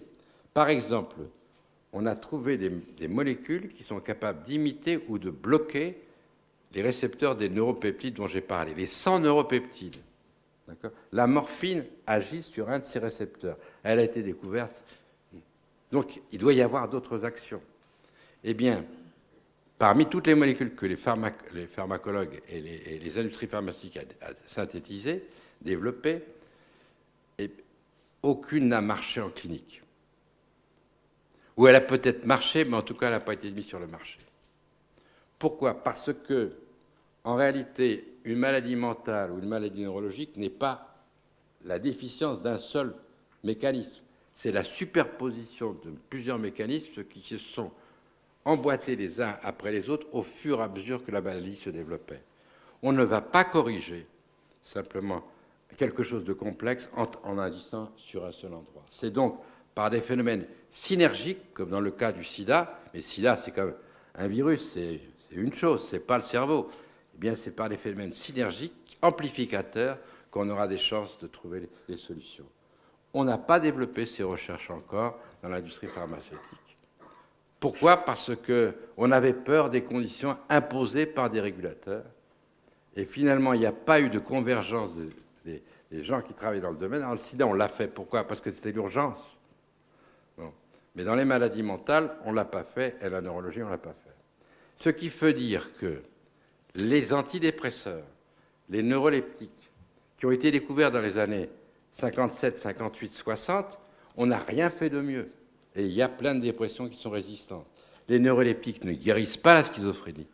Ils permettent simplement de réinsérer le malade dans un milieu social. Donc on ne connaît pas les causes de la maladie. Si on prend la psychose maniaco-dépressive, c'est effarant. C'est une maladie très difficile. Un clinicien a eu l'idée d'augmenter les doses des lithinées du docteur Gustin, c'est simplement du lithium. Il a augmenté les doses de lithium et c'est le seul traitement que l'on a pour cette maladie. C'est effarant. Maintenant, si je prends la maladie de Parkinson, la DOPA qui est donnée aux Parkinsoniens, qui ne marche que pendant un certain temps quand on a encore assez de neurones, et qui a été découverte, c'est le précurseur de la dopamine, ce n'est pas difficile, mais c'était introduit dans les années 62-63, on n'a rien trouvé de mieux. Alzheimer, on n'a rien. Sclérose latérale amyotrophique, par exemple, ou la sclérose en plaques, on dit toujours on a progressé de 3 mois l'espérance de vie. C'est ridicule. Donc, tout est devant nous. C'est à la fois fabuleux, parce que les défis sont énormes, et ça veut dire que non seulement les chercheurs ont beaucoup à faire, mais l'industrie pharmaceutique a à faire. Elle s'en est tellement rendue compte que ces dernières années, ils ont perdu tellement d'argent parce qu'il n'y a aucune molécule qui ne sort sur le marché, parce que les essais cliniques sont trop chers, trop lourds, trop longs. D'accord? Et que finalement, pour une raison, les molécules tombent. Par exemple, l'anti-obésité de Sanofi-Aventis. Avant, il y a 30 ans, ces molécules auraient été acceptées. On faisait la part de l'efficacité par rapport au risque. C'est-à-dire qu'il n'y aurait jamais eu de médicament si on prenait les règles telles qu'elles sont maintenant, dans le cas du système nerveux central. D'accord? Il n'y aurait pas d'antiépileptique, il n'y aurait pas des développements de l'anesthésie générale, il n'y aurait pas tous ces développements. Donc, très grande réflexion sur la manière dont on fait de la recherche. Et, en fait, si on prend certains groupes, leur problème, c'est que les brevets vont tomber, donc ils vont perdre de l'argent, il y aura des génériques, que vous connaissez quand même ça, d'accord? Donc les molécules vont être synthétisées moins chères, ils vont perdre de l'argent, ils ne vont pas rentabiliser les investissements qui sont faits. Donc qu'est-ce qu'ils font? Ils diminuent leur effort de recherche, alors qu'il faudrait faire le contraire. Et pour diminuer leur effort de recherche, ils s'associent de nouveau avec des laboratoires publics, d'accord, ou des petites sociétés qui rachètent. Mais ils perdent la connaissance, parce que naturellement, ils démobilisent les équipes de chercheurs qu'ils avaient et ils les licencient. Donc, c'est comme ne pas tirer parti de l'expérience, de la mémoire, de l'histoire, de l'acquis qui est fondamental. C'est comme mettre à la retraite, je ne parle pas pour moi, mais les gens à 55 ans. C'est la même chose. Dans l'industrie pharmaceutique, c'est ce qui est en train de se passer. Alors on rachète des petits groupes, on diminue la recherche interne, on rachète, etc. Et on recommencera dans 10 ans, obligatoirement, on sera confronté au même problème. Mais la maladie ne nous attend pas. C'est-à-dire que l'espérance de vie va augmenter grâce aux progrès de la médecine. On peut se poser des questions éthiques et sociales, déontologiques, je veux dire théologiques même. Et en fait, le coût pour la société, pour vous-même, sera énorme. Et vous allez être confronté presque souvent, trop souvent, à tous ces problèmes moraux terribles. Donc, cette conférence avait pour but, premièrement, de faire connaissance, et je suis ravi de vous avoir rencontré. J'espère que dans d'autres occasions, je sais qu'on ne fait pas ce type de leçon plusieurs fois de suite, mais qu'il y aura d'autres occasions pour se rencontrer. Et ce que j'essayais de vous montrer, c'est que n'importe quelle discipline, à partir du moment où vous avez la chance de pouvoir l'avoir, je veux dire, d'avoir développé les connaissances grâce à cette discipline, d'avoir favorisé les opportunités des rencontres, d'avoir multiplié justement ces collaborations avec d'autres, enrichi votre propre savoir, eh bien, vous permet de penser d'une façon beaucoup plus large que la discipline, finalement, aux problèmes de la vie et de la société. Et c'était ça le but de ma conférence.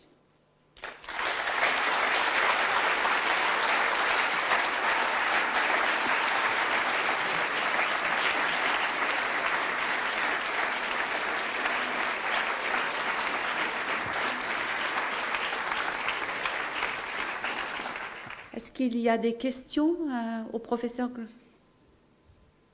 Je pense que les micros sont dans la salle. Bonjour, vous avez parlé un tout petit peu au début de psychanalyse, et en ce moment on a eu beaucoup de critiques de la psychanalyse, notamment par Onfray.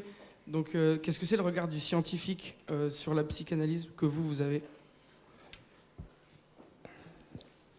Il est double. Je pense que la compréhension du cerveau, comme j'ai essayé de le montrer, est extraordinairement complexe. Et Freud et ses élèves ont eu, à un moment où on ne connaissait rien, on pensait que l'on pouvait apprendre sur le comportement, le développement des enfants d'une autre manière. Et que l'on pouvait, non pas soigner, mais quand même appréhender par les silences psychanalytiques, et donc vivre mieux sa propre maladie ou la surmonter. Et je pense que vous connaissez tous l'importance des psychothérapies chez l'enfant quand ils ont des problèmes. C'est mieux que des médicaments, hein, d'accord? Quand vous avez des dépressions et que vous allez très très mal, d'avoir un support psychothérapeutique ou psychanalytique, et quand vous avez des problèmes relationnels dans la famille ou autrement, ces apports sont très souvent bénéfiques.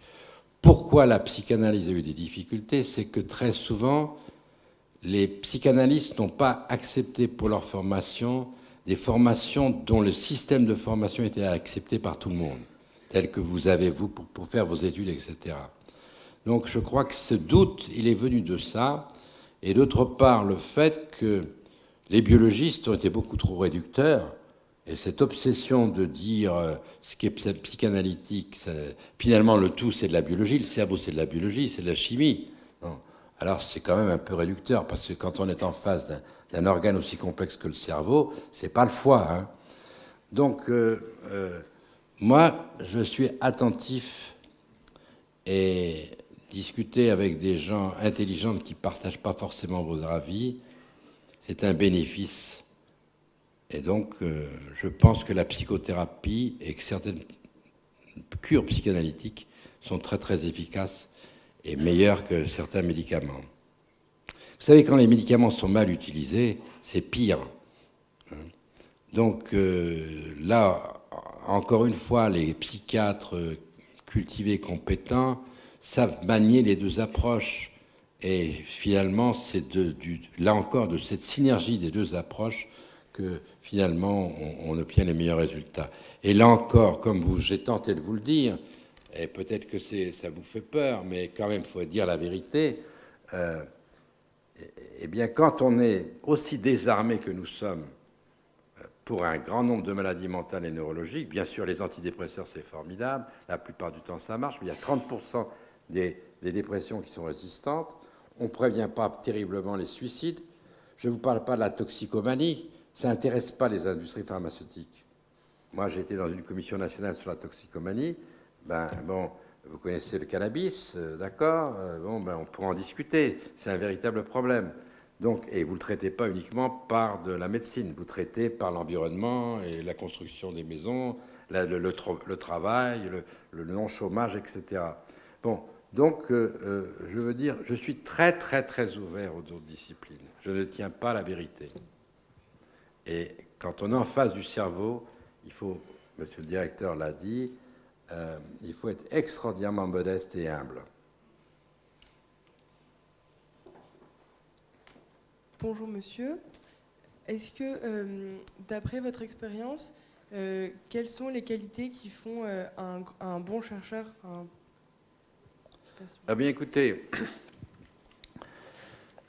là, les qualités. Il y a plusieurs types de chercheurs, heureusement, d'accord. La richesse de n'importe quelle discipline, y compris la vôtre, c'est la diversité. Donc je ne vais pas certainement enfermer un chercheur avec des qualités. Bien sûr, il faut de la ténacité, il faut une certaine intelligence, il faut de l'imagination, mais il y a plusieurs manières de faire de la recherche, elles sont toutes respectables.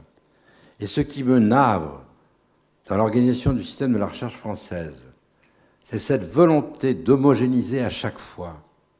C'est-à-dire, on fait des réformes, on fait des structures. Bon, et c'est pas ça la recherche. La recherche, c'est beaucoup de degrés de liberté et finalement suivre ceux qui imaginent et s'adapter. C'est pas les structures qui doivent enfermer les chercheurs. C'est les, si vous voulez, l'administration doit suivre finalement le dédale des chercheurs et donc s'adapter. Donc le problème de notre pays, et peut-être d'autres pays, c'est la bureaucratie, c'est les structures. Et l'imagination, la fertilisation des idées, ça nécessite des personnalités très différentes. Je ne répondrai donc pas à votre question directement, et je m'en excuse. Et le respect de ces différentes personnalités et tirer parti de ces différentes personnalités. Et certainement pas les mettre dans des moules et dans des règles. Donc j'ai horreur de la bureaucratie.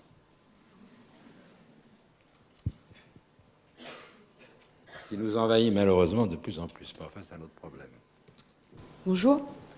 J'avais une question par rapport à la localisation de la recherche, parce que vous avez un cursus assez international. Et je voulais savoir, pour vous, la recherche, dans 20 ans, vous dites qu'il y a beaucoup de projets à faire.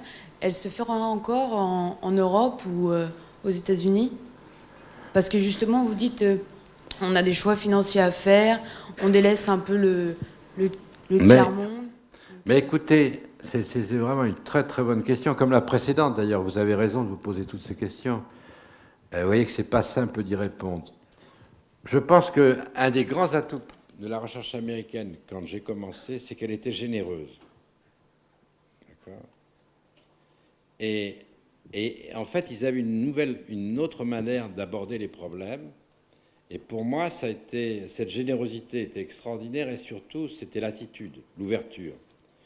Donc, pour vous donner un exemple, moi, je suis revenu des États-Unis avec une grande américaine à l'époque de 200 000 $, c'était pas rien, qui m'a aidé à monter mon laboratoire au Collège de France. Alors, j'ai démarré tout seul, avec mes équipements. Je ne vous dirai pas, par rapport à ce que je disais tout à l'heure, les Français, le gouvernement français voulait taxer les équipements américains payés avec de l'argent américain. J'ai été confronté à ce problème. Bon. Donc, à l'époque, l'Amérique était généreuse. Elle l'est encore d'une certaine façon. Pourquoi ? Parce que les moyens qui sont donnés aux chercheurs, en dépit des difficultés des États-Unis, sont complètement différents avec ce qu'on peut voir en Europe. D'autres problèmes, c'est que, alors que le niveau de vie des gens qui s'intéressent à l'économie, des financiers, a terriblement augmenté, celui des chercheurs, il est resté comme ça. Donc, il y a beaucoup moins de gens qui sont intéressés par la recherche dans nos pays, et quand ils sont bons, ils s'en vont. Donc, votre question est très pertinente, c'est un véritable problème. Ils s'en vont. Il n'y en a pas beaucoup qui reviennent. D'autre part, les Américains ont bien joué. Ils ont attiré d'abord d'autres pays, les Japonais, qui sont venus faire leur formation aux États-Unis après les Européens, puis ensuite les Chinois, etc. Puis après, les uns et les autres sont retournés dans leur pays. Quand leur pays démarre vraiment bien, ils redémarrent des choses. Et malgré, il y en a qui restent, si vous voulez, il y en a toujours qui redémarrent. C'est ce qui s'est passé ici en France. Je pense qu'on a une chance, nous, c'est l'Europe. Je n'arrive pas à comprendre. Alors, il y a des efforts qui ont été faits. Maintenant, il y a un European Council of Research. Il y a de l'argent qui est donné au niveau de l'Europe. C'est lourd. Vous connaissez la bureaucratie de Bruxelles, etc. Mais notre seule chance, c'est l'Europe. Et sur le plan de l'imagination, sur le plan de la différence de culture et de formation, nos cultures différentes, c'est notre richesse européenne. Donc ça, c'est un atout considérable. Et je pense qu'on peut tout à fait être compétitif dans la mesure où finalement, comme dans d'autres domaines, hein, c'est ce que vous êtes confrontés à ça dans tous les domaines, eh bien, on arrive à construire cette Europe. Ce n'est pas notre petit pays tout seul qui va y arriver. Je sais très bien qu'il faut construire le campus de Saclay, ça c'est une nécessité, mais quand on voit qu'on met plus de 15 ans à le faire, eh bien, on se pose des questions, alors qu'en ce moment, à Singapour, par exemple, ou en Chine, ça va à toute allure. Donc c'est vrai que vos aînés sont responsables. Alors, l'exemple de Saclay est vraiment effarant. Donc, si on veut maintenir le potentiel qu'il y a à Saclay, c'est à peu près 45% de la recherche française, ben, il faut aller vite, il faut changer de vitesse. Et je crois qu'il faut le dire, plus nombreux que nous sommes. Parce que si, effectivement, nous n'avons plus de recherche, nous n'avons plus d'innovation, nous n'avons plus d'emploi. C'est simple. Donc, déjà, le système de santé est en train de diminuer un petit peu. Donc, il est temps de se ressaisir. Et finalement, vous arrivez, plein d'énergie, ça nous donne espoir. Et j'espère que, vous voyez, vous avez de la tâche qui vous attend. Bonjour monsieur, je me posais une question sur le système de la recherche dans notre tout petit pays. Est-ce que la coopération entre recherche publique et recherche privée dans votre domaine fonctionne bien? Écoutez, encore une question qui m'interpelle. Elle fonctionne beaucoup mieux, premièrement parce qu'on a créé ces pôles de compétitivité, parce que maintenant il est admis, il est même encouragé que les laboratoires publics participent avec les laboratoires privés à l'élaboration de projets. Et les pôles de compétitivité en ce moment, c'est un énorme progrès et, dans tous les domaines. Et là, il y a une interaction publique-privée. Donc, de ce côté-là, la difficulté sont passées. Mais moi, quand je suis revenu des États-Unis, je savais très bien que j'avais aucune chance de m'en sortir. On ne pouvait pas lutter contre la manière de faire des États-Unis, des Américains. Donc, j'ai tout de suite été, comme ça a été dit, voir le directeur scientifique de Ron Poulenc. Et je lui ai dit, je suis un jeune chercheur, je n'ai pas beaucoup de chance de m'en sortir. Peut-être que je pourrais vous rendre service un jour, mais aidez-moi à monter un laboratoire. Et maintenant, on irait voir un grand patron, je ne sais pas comment il réagirait. Il dirait, est-ce que c'est rentable, pas rentable, etc. Et là, Ron Poulenc m'a aidé pendant de très nombreuses années. Donc, j'ai une dette vis-à-vis de l'industrie formidable. Et à part ça, la manière de penser, la manière de réfléchir sur les problèmes est différente et très intéressante. Et toutes mes relations avec les chercheurs de l'industrie ont été passionnantes. Donc, je pense que, pour répondre à votre question, il n'y a pas de difficulté maintenant. Mais quand j'ai fait cette relation avec Ron Poulenc, j'étais l'un des premiers dans le domaine médical à faire cette relation avec l'industrie privée. Je n'osais pas le dire parce que je me faisais descendre par tout le monde. D'accord ? Il a fallu 20 ans pour que finalement les esprits des chercheurs, de l'administration disent ben, c'est peut-être intéressant. D'un autre côté, c'est ce que je disais à déjeuner, j'étais tellement convaincu que le lien entre le public et le privé était fondamental que j'ai proposé à certains ministres de faire des instituts mixtes en amont pour que notre recherche soit toujours à la pointe. Malheureusement, ce sont les groupes pharmaceutiques français, à l'époque Servier, Roussel, Ron Poulenc, qui ont refusé, parce qu'ils avaient peur de la perte de leurs secrets. Alors qu'on pouvait très bien faire de la recherche amont, sans parler du dessin des petites molécules. Donc c'est cet esprit d'innovation, de changement de comportement qui est fondamental. Et il est temps pour faire des choses comme ça. Bonjour monsieur. Pour revenir sur un sujet un peu plus scientifique, proprement. Pardon ? Pour revenir un peu sur le thème scientifique et pour... je voulais vous poser la question, vous avez présenté le cerveau comme quelque chose d'extrêmement malléable.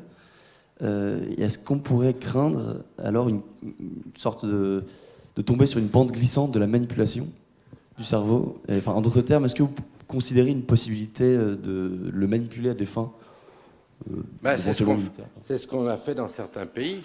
Hein, vous le savez très bien. C'est-à-dire que, oui, oui, le problème le problème de l'éducation est si important, le problème, disons, de la lutte contre les phénomènes doctrinaux qui vous enferment dans certains modes de pensée, qui retentissent sur votre comportement, c'est véritablement les droits de l'homme, c'est quand même extraordinaire. Et oui, vous avez raison, c'est très difficile. Il y a une très grande plasticité. Et c'était aussi ça, votre chance à votre époque. C'est-à-dire qu'on vous dit, c'est peut-être parfois inquiétant, mais c'est aussi une chance, vous allez faire plusieurs métiers. Mais votre cerveau va s'adapter, ça c'est sûr. Vous avez la capacité de le faire. Et vous avez surtout les capacités de le faire de différentes façons. C'est ça. Acceptons la diversité. Amplifions-la, sachons nous en servir. Mais ne vous mettez pas tous dans les mêmes moules. Donc, c'est cette capacité de bouger qu'a votre cerveau qui fait que, finalement, en fonction des informations qu'il reçoit, et dont la manière dont vous-même allez créer votre modalité de raisonnement et d'action, qui fait que c'est ça votre richesse. Il ne faut surtout pas vous en priver. Oui, et n'ayez pas peur de ça, c'est un atout formidable. Bonjour monsieur. J'aimerais savoir jusqu'où, selon vous, doivent aller les neurosciences, si la science doit poser des limites à son intervention sur le cerveau, et dans le même ordre d'idée, ce que vous pensez du transhumanisme. Merci. La dernière partie de votre phrase ? Ce que vous pensez du transhumanisme. Non, mais je répondrai sur la première, parce que la dernière sera peut-être un petit peu plus longue à développer. Je dirais que les sciences, par définition, il n'y a pas de limite aux sciences. Et dans le cas du cerveau, on n'est pas prêt d'avoir fini pour comprendre ce qui nous sert à comprendre. Nous sommes au début de l'aventure. Un siècle, c'est rien. C'est même pas un siècle. Donc,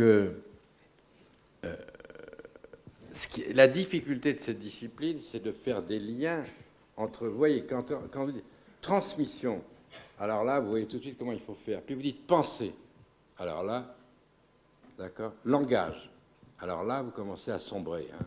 Bon. Donc, vous voyez qu'il y a des domaines, on n'a pas, enfin, il y a peut-être des gens qui ont des idées comment ça se passe, mais ne serait-ce que comment votre cerveau en ce moment m'écoute et il est capable de l'intégrer et de le... Ça c'est véritablement miraculeux. Donc, on est très très loin du compte. Donc, on n'est pas au bout. Loin de là, on est au début. Alors, j'ai mal répondu à votre question, mais c'est pour vous provoquer un peu. Voilà. Bonjour. Vous avez vous avez évoqué la comparaison entre le système nerveux et l'architecture. Vous avez vous-même été amené à travailler sur des projets d'aménagement.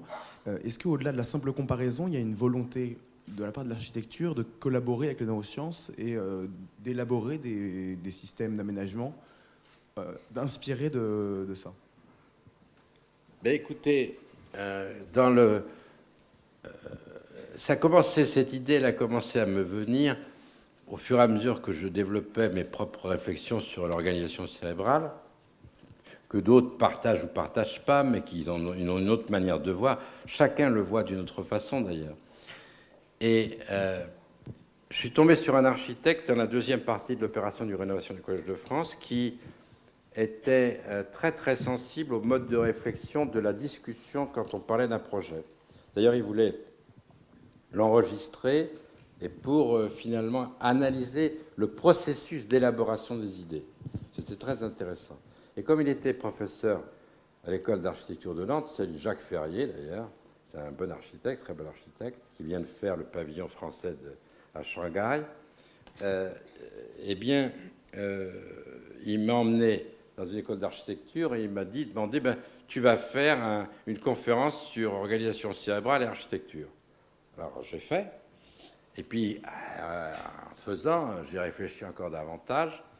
Et c'est vrai que dans l'organisation d'un ensemble comme un campus, d'accord, vous pensez tout de suite, quand je pense réseau exécutif, réseau régulateur et puis réseau énergétique, ces trois réseaux emboîtés, eh bien, j'imagine de façon beaucoup plus facile pour les architectes de comprendre comment ça doit être, quelles sont les priorités et comment ça doit fonctionner. Ce qui est pire pour les architectes, c'est de se faire plaisir. C'est-à-dire de faire des choses qui sont belles à l'extérieur et qui font mal à l'intérieur. Bon. Donc ça arrive. Donc il faut que fonctionnellement, ça soit relativement économe d'espace et que vous ayez une très grande lisibilité. Rien n'est pire dans un bâtiment que quand vous ne lisez pas. Il n'y a pas de repérage ou qu'il n'y a pas d'équilibre dans les masses spatiales qui sont utilisées. Donc tout ça fait partie finalement de l'organisation des ensembles fonctionnels distribués. Quand vous pensez à campus, vous pensez à l'enseignement, vous pensez aux professeurs, vous pensez aux étudiants, vous pensez au logement, vous pensez à la cafétéria, vous pensez à la bibliothèque. Il y a plusieurs manières de le faire, mais tout ça doit être réfléchi de manière fonctionnelle avec des idées d'évolution et de plasticité. C'est très important. Il ne faut pas être statique.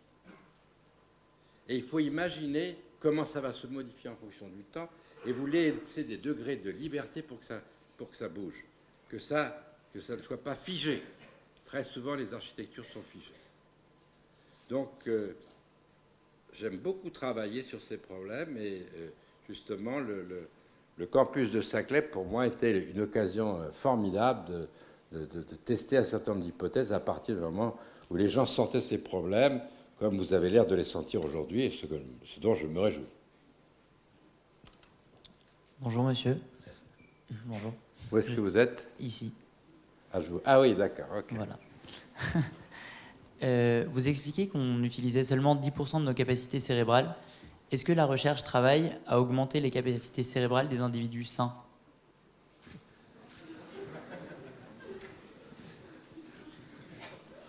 Bien, écoutez, certains d'entre nous en utilisent plus, d'accord, mais disons en moyenne, le chiffre que je vous ai dit est à peu près vrai.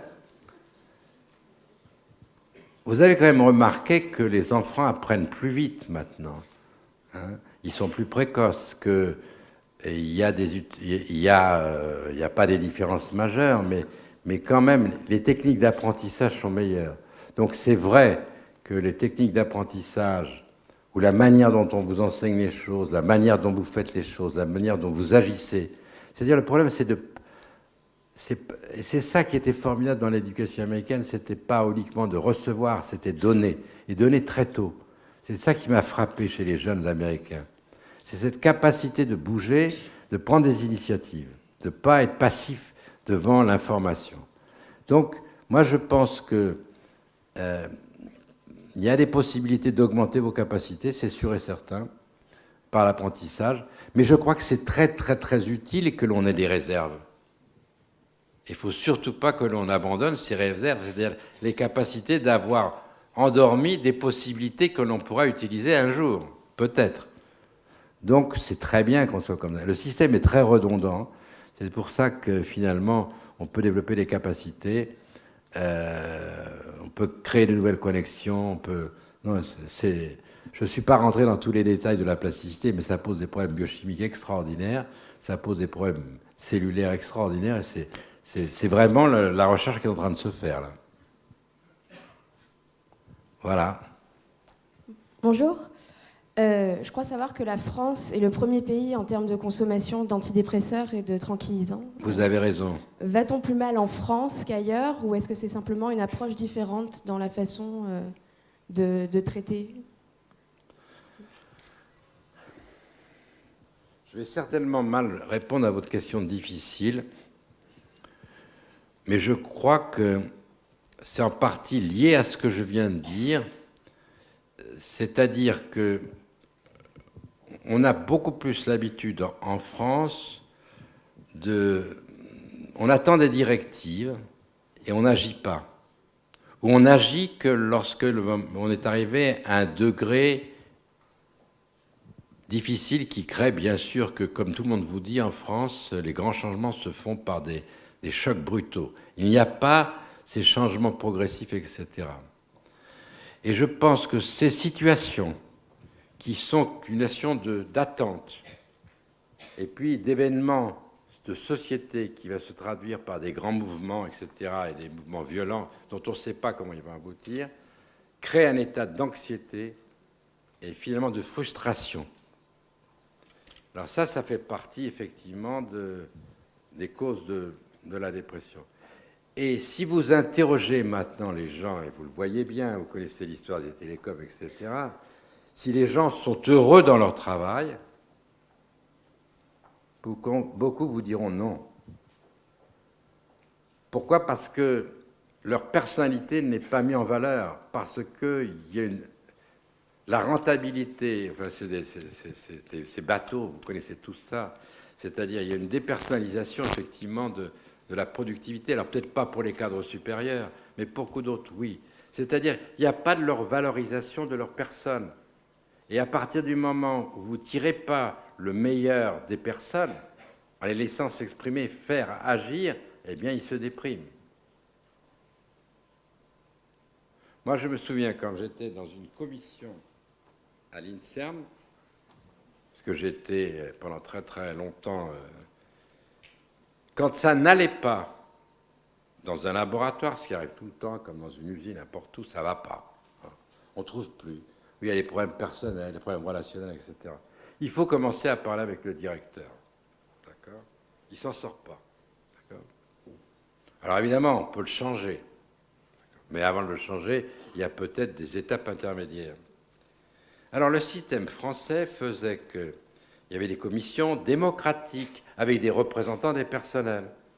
D'accord ? Et avec des chercheurs nommés, etc. On se retrouvait avec 25 et on parlait à 25 du problème de cette unité. Le directeur en question, qu'est-ce qu'il pouvait faire ? Ou il se suicidait ou il expliquait une bonne dépression, parce que tous ces problèmes humains étaient mis sur la place publique, d'accord ? Ou bien il devenait hyper agressif. On ne sait pas traiter les problèmes. C'est de la fausse démocratie, c'est de la démagogie, le faire comme on fait. Alors je généralise exprès pour répondre rapidement. Il y a des tas d'endroits où ça se fait bien. Mais je pense qu'il y a des manières de traiter les problèmes humains qui ne sont pas forcément de tout mettre sur la place publique sous prétexte de démocratie et de démagogie. Et dans l'organisation de notre recherche, ça arrivait souvent. J'ai été encore récemment nommé comme expert pour expertiser, je ne vous dis pas, un grand centre de recherche dans une ville de province. D'accord ? C'est commun. On l'évalue. D'accord ? On réunit 15 experts. D'accord ? On voit les chefs de labo, très très peu, on n'a pas le temps, on a les dossiers, etc. Et on fait un rapport, d'accord, qui implique des problèmes humains fantastiques, et après on fait un classement avec tous les centres français qu'on a analysés de la même façon.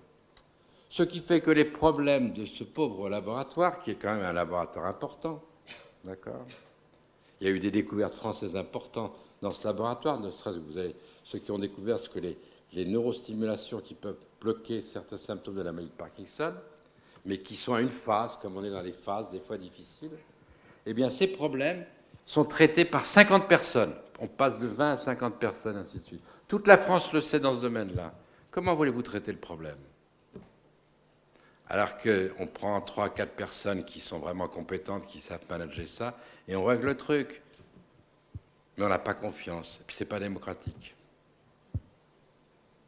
Voilà, je dis ça brutalement pour aller vite. Bonjour monsieur. S'il est possible de répondre à cette question, quelle part de l'intelligence est innée et quelle part de l'intelligence est acquise ? Je pense que vous avez fait exprès d'attendre la fin pour poser cette question.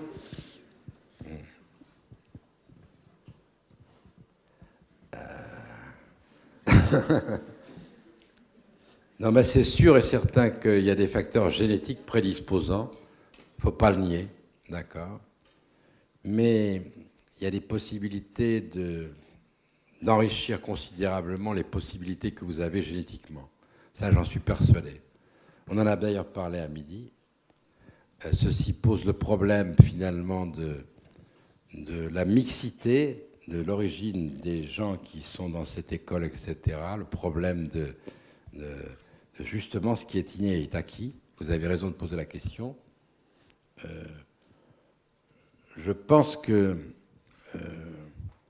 il y a beaucoup de gens, beaucoup plus de gens qu'on ne pense, qui ont des possibilités de démontrer leur intelligence à partir où on les met. Et qu'est-ce que c'est que l'intelligence? Il y a plusieurs formes d'intelligence. L'ouvrier qui monte très très bien un mur, il est intelligent. L'ébéniste qui fait un meuble magnifique, il l'est aussi. L'intelligence, ce n'est pas simplement les gens comme nous qui font marcher notre cerveau pour faire quelque chose qu'on dit intellectuel. Donc là encore, c'est peut-être nos définitions de l'intelligence ici qui fait qu'elle est réductrice. Voilà, j'espère que j'ai répondu à votre question.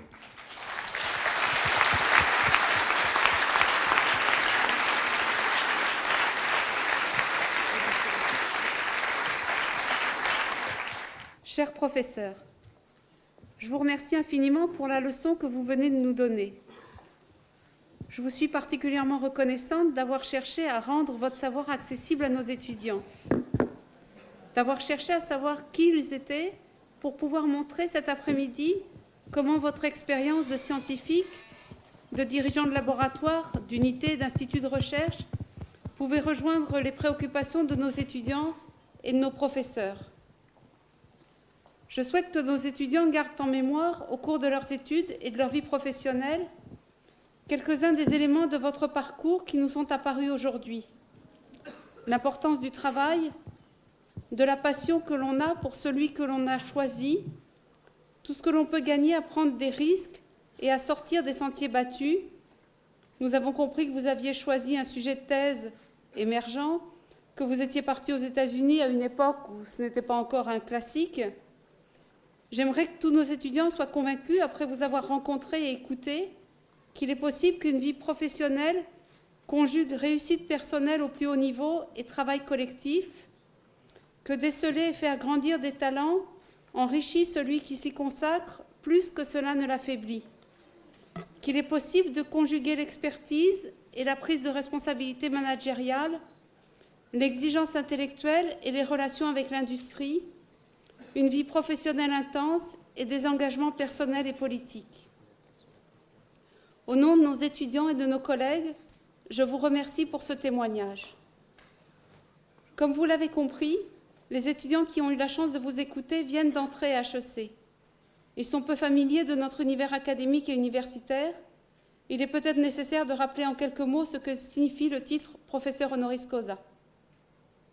Le terme honoris causa signifie que le professeur Jacques Glowinski deviendra professeur HEC, non parce qu'il aura fait carrière dans cette école comme enseignant et comme chercheur, quoique je pense qu'il pourrait le faire, mais en raison de l'ensemble de ses contributions scientifiques qui sont connues et reconnues dans le monde entier. Son œuvre scientifique est précieuse à la collectivité humaine et à nous aussi, professeurs et étudiants d'HEC. C'est pourquoi, professeur, j'ai l'honneur de vous nommer professeur honoris causa à HEC et je me réjouis de vous accueillir dans notre communauté académique.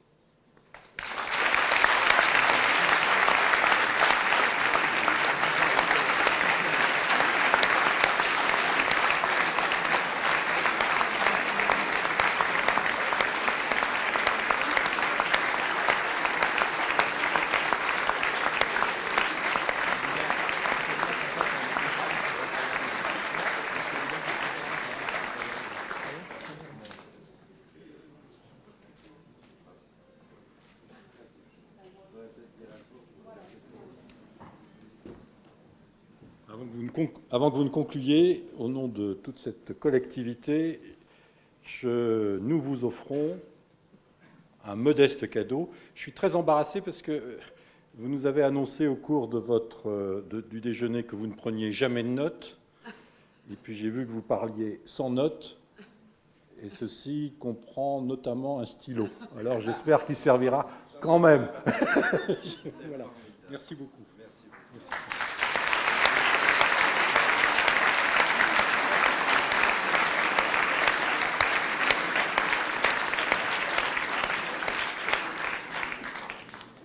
Je voudrais dire deux mots pour terminer cette journée qui, pour moi, restera longtemps dans ma mémoire. Je suis, comme vous avez pu vous en rendre compte, à la fin de ma carrière et obtenir cette distinction dans ces lieux par ces personnes est pour moi quelque chose de très émouvant et dont je me souviendrai très très longtemps, puisque ça, certainement, la dernière distinction d'une université, ou plutôt d'une grande école, j'en ai jamais eu encore d'une grande école, d'université oui, de centre de recherche oui, mais d'une école comme celle-ci, c'est pour moi très significatif aussi, très important, parce que, comme vous l'avez souligné, comme ça a été dit, je crois que les deux mondes de l'industrie, finalement de la vie active et puis du monde dans lequel j'ai travaillé, doivent de plus en plus se rejoindre, et de faire partie de votre clan me fait énormément plaisir.